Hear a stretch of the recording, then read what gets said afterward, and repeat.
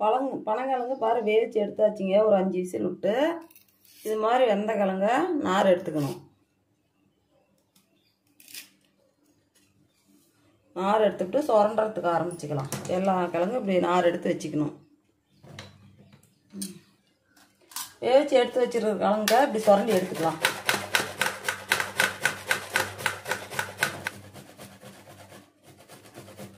எல்லாம் சுரண்டியாச்சு.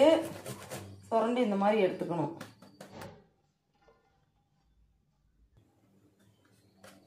பாருங்க, இப்போ சுரண்டி வச்சுருக்கிறத எடுத்து வச்சுருக்கிறேன். பனங்கிழங்கு கொஞ்சம் ஏலக்காய் பொடி போட்டுக்கலாம்.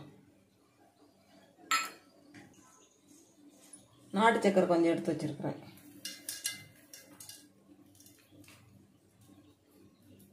பிள்ளைங்க நல்லா விரும்பி சாப்பிடுவாங்க இப்படி போட்டு செஞ்சு கொடுத்தா.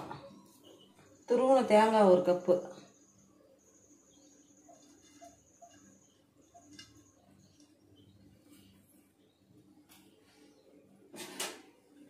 எல்லாம் கலந்து விட்டுக்கலாம்.